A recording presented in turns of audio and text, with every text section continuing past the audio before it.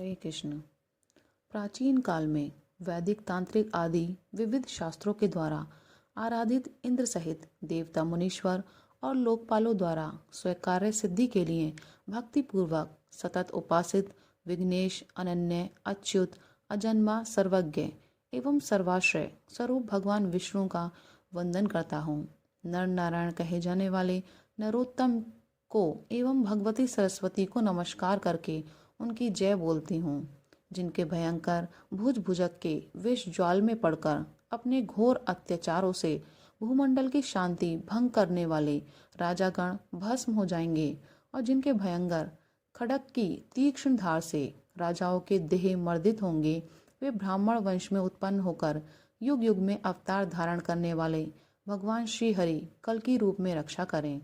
सूत जी के यह वचन सुनकर नैमिषारण्य निवासी शौनकादि महाभागों ने उनसे पूछा, हे सूत जी, हे सर्वधर्मों के ज्ञाता, हे लोमहर्षण पुत्र, हे त्रिकालज्ञ, हे पुराणों की भली प्रकार जानने वाले, अब आप भगवान की कथा को विस्तृत रूप से कहिए। कली कौन है, वह कहाँ उत्पन्न हुआ, वह किस प्रकार पृथ्वी का अधीश्वर बन गया तथा उसने नित्य धर्म को किस प्रकार विनष्ट कर दिया, यह सब हमारे प्रति कहिए। महर्षियों के यह वचन सुनकर सूत जी ने भगवान श्री हरि का ध्यान किया और फिर पुलकित अंग होकर कहने लगे।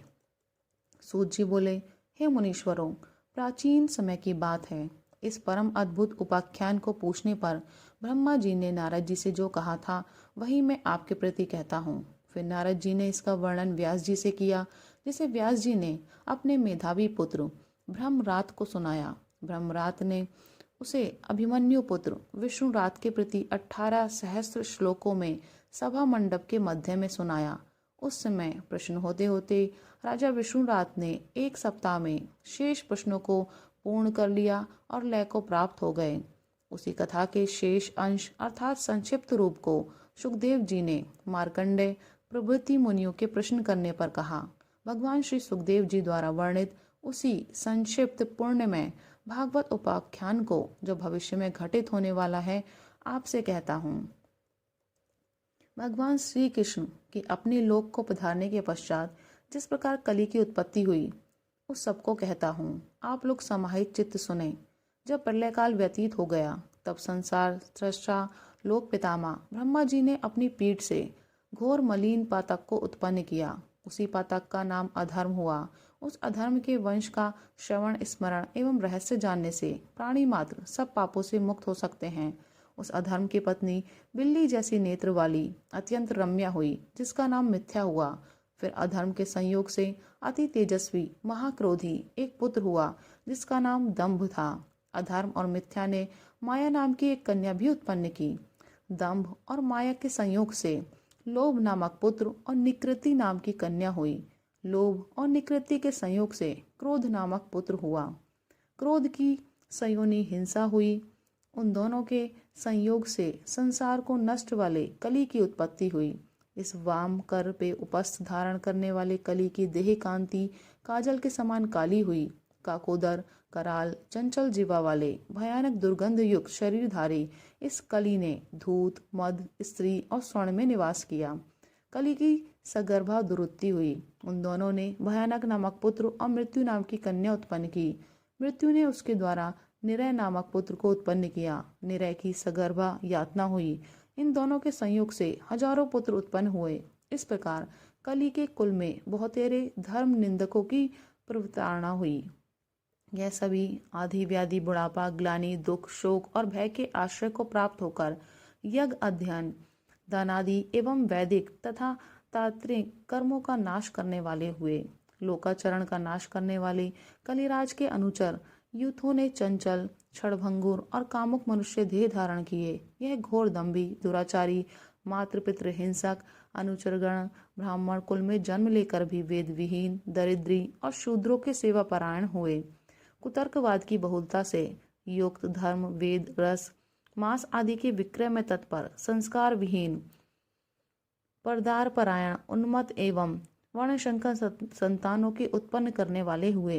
यह नाट्य आकार के पापी 60 मठों में निवास करने वाले 16 वर्ष की परम आयु वाले यह कली के सेवक गण को भाई के समान मानने वाले और नीचों की संगति करने वाले हुए।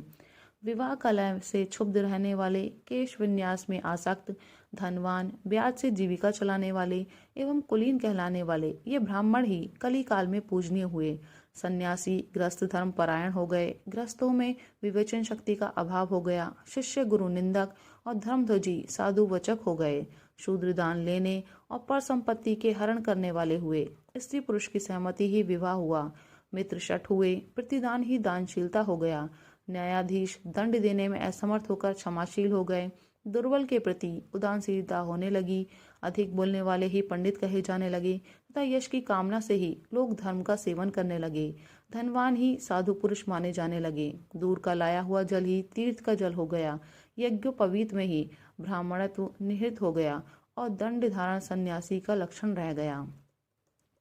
पृथ्वी अल्पशस्या हो गई, नदियां अन्य अन्य स्थानों में बहने वाली हुई, नारियां वैश्यालय में सुख मानने लगी और भार्याओं का पति से अनुराग नहीं रहा, पराये अन्न की कामना वाले ब्राह्मण शूद्रों के यहाँ यजन करने लगे, विधवाओं ने वैधव्य का आचरण त्याग दिया और स्वच्छंद आचरण वाली हो गईं, मेघ खंड वृष्टि वाले हुए, पृथ्वी मंदशस्या हुई, राजागण प्रजा भक्षक हो गए, जिससे प्रजा करों के भार से उत्पीड़ित हो गई, अत्यंत क्षुब्ध हुए, प्रजाजन कंधों पर बोझ और हाथ में पुत्र लेकर दुर्गम पर्वत और घोर वनों में जाकर आश्रय खोजने लगे, मधु मांस मूल और फल का भोजन ही प्राण धारण का सहारा बन गया। कली के प्रथम पाद में ही मनुष्य गण भी कृष्ण निंदक हो गए, कली के द्वितीय पाद में लोग श्री कृष्ण नाम को भी भूल गए, तीसरे पाद में वर्ण सकर उत्पन्न हुए और चौथे पाद में तो जाति पाति भी कुछ न रही, लोग सत्कर्म और ईश्वर को भी भूल गए।